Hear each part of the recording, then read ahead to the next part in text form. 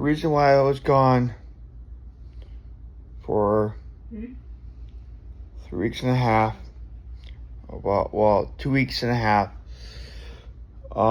because I was at a hospital, and I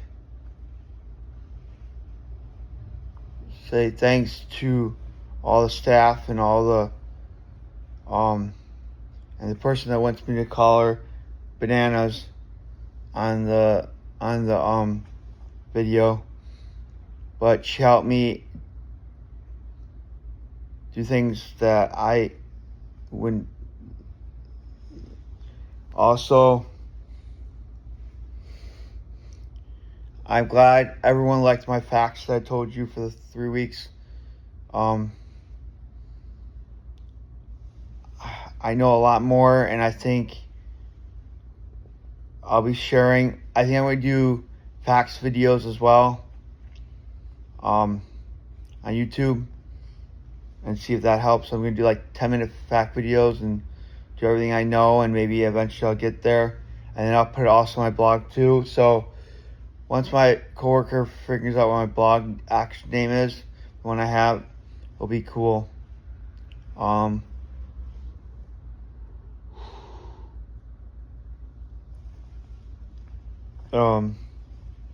appreciate the nurses and techs that made me, and the therapists and the dietitians and the behavioral specialists and everyone that brought me back to normal. I realized that I needed to take off. I needed that rest to actually function in the world. I believe if I came to this kind of hospital, 2 months or even a month and a half later, I think I would either either a half month, 2 months, or 2 months and a half. If I wait at least 2 months and a half, I think eventually I would I would have just got to the point where I wouldn't be able to talk or do anything for a while, and they would have to probably send me somewhere where they can actually treat this case, and I might not have came back out of it at all.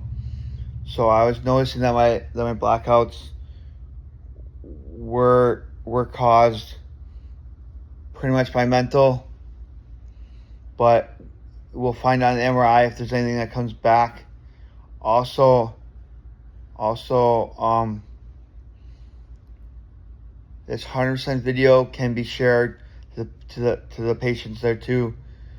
One good wisdom I say to everyone that's still there that knew me, and that new patients that come, if you just want to share this part, this is my wisdom. So when I got there, I told everything I knew about my eating, my drinking, my blackouts and stuff.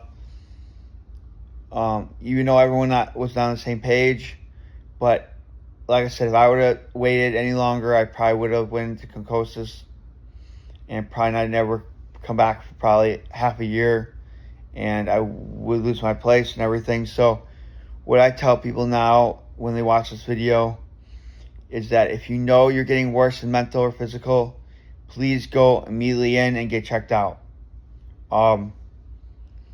But also you got to be assertive. Like, my mom doesn't think it's good to fight a doctor or to test a doctor on his on what he's saying. So moms, guardians out there, whoever's watching this video, if this goes viral, remember, there's a lot of fake stuff that comes in the mail for your insurance stuff and everything like that, and it looks exactly the same as normal mail to this mail, and you got to call and make sure you know which is what. Also, a lot of stuff that goes around, that Social Security rumors, Medicaid rumors, how much hours you can have your son work, blah, blah, blah. You'll basically make the same amount of money on Social Security as long as you don't work less than you don't work more than 35 hours a week. So I was working 40 at a time, and I was still getting Social Security money. Not a lot, but I was still getting Social Security. So a lot of those lies are lies, and they're just rumors, and you need to fight them. Don't just listen to whatever you believe about this stuff. Also, the doctors and nurses and techs there can only do 10% of helping you. If you don't want to get help, then there's nothing you can do. Nothing they can do to help you. If you walk into the hospitals and you walk in there, you will, and you have the brain as saying, you can fix me, but you don't want to do the work, then it's just going to all come down. It's all going to come down. You'll just get worse and worse, and eventually they're going to send you to an actual main hospital that's long term, and they're just going to treat your symptoms, not your cause. And so you got to realize you can only go to this hospital for maybe 6 months, maybe a year, and keep going. But after a year and a half, I don't think, unless your parents are paying out of pocket, no insurance is going to let you. They're just going to send you to a Harmison State Hospital. Like I said, they'll treat your symptoms, not your problems. So to everyone listening to this video, this is for mental and physical. If you are going downhill, please get both checked out, because I still think it's still partly physical for my blackouts and also partly mental. And because of that, I want to tell people, unless you want to get help, the doctors, nurses, and techs and people like that in these hospitals cannot fix you. They can only do 10% of the work. So they're there to give you the tools and to hear what you think is hear all your problems and why you're doing what you're doing, and then they take all the knowledge they have, mental and physical health, and they go and run with it. That's what doctors do. Doctors don't go to school to fix problems. Like I said, they go to school to learn everything in their field. And make problems. For everything in their field, and that's what it's an educated. They're all 100% guessing at this game. They know more knowledge. Some doctors more know knowledge than others in a part of the body, but other than that, that's all they know. I have my psychologists at home tell me all the time, it's a guessing game. That's all it is. And also, it is. I have doctors at Google in front of me, so you know what I mean. I have my psychologist tells me all the time, try this. If it doesn't work, we'll try the next pill for the same symptoms. They have a med database for what they specialize in, and they type the symptoms in, and it gives them 150 probably medications, top 150 medications, and they'll go. It also will. They can also do things in that medication list and do more specific to the symptoms, and they will give you every one of them. If it takes every one, if they still haven't figured out your problem, then they really think of, am I really treating that problem, or am I treating another problem, or should I treat another symptom to solve this symptom? And my doctor always says to me, if there's a side effect you don't like on the medication, there's a lot of medications out there that can take away that side effect, and you can still be on the same medication. So if you have a bad medication that giving you a simple side effect or a medium side effect, talk to your doctor, and they can give you another medicine to counteract that side effect. That is what they can do. So my doctor says all the time, if you have this side effect, you're having this problem with the medication, we have this to help you. It's not 100% an answer to your problem, but it makes you so you can stay on the medication that works for you. Also, if you're going to use AI, if you're going to use the internet, don't lie about your symptoms. Don't Don't exaggerate your symptoms at all on the internet. If you just type in exactly what you're feeling and what your symptoms are and what you're experiencing exactly to a T, AI will bring you to pretty close to what you're doing. You'll have about 5 disorders or 5 different things on the internet. But that's only if you're 100% telling the truth to AI. If you don't, and you're saying you might have this symptoms when you really don't, or you think you have the symptom, or you think this is the problem, or you think it's cancer, or blah blah blah, that's not helping. Your AI is not going to help you at all. Might as well not even go on the internet. But if you tell AI exactly what you're feeling, exactly your symptoms to a T, everything you would tell the doctor, every truth about your symptoms you tell a doctor, put in AI, and it'll give you probably 5 disorders, 5 things that it could mean, and you can rule. The doctor can help you rule it out. I have some doctors that will do that. Some doctors don't like doing that. So if you find a doctor that likes doing that, please bring stuff to the table, and they will help you out. Also, after we talked to the cooks at the hospital, they finally pretty much fixed it. You can be picky all you want, but when you go out in the real world, you're going to have to realize that eating, going to a restaurant or something like that isn't going to be 100% able to fix your problem. And they're only gonna try twice to fix your meal. So if you keep complaining about it, then they're gonna just send you on your way, and you won't get any food at a restaurant. So also, if it's a dumb complaint and it was like something so minor complaint, don't argue in a restaurant. If you DoorDash it, then DoorDash new food. If you go to the store, then try new things also. But don't argue a lot, because you can't, in the real world, you can't argue about this stuff. And also in the real world, I have a lot of sensory problems. I have a lot of noises. I have sometimes a little crowds affect me. I have sometimes if I don't get a hug in a while, sometimes if I also have smell, a very sensitive smell, ears, sometimes taste. I have a lot of what autism sensory stuff is.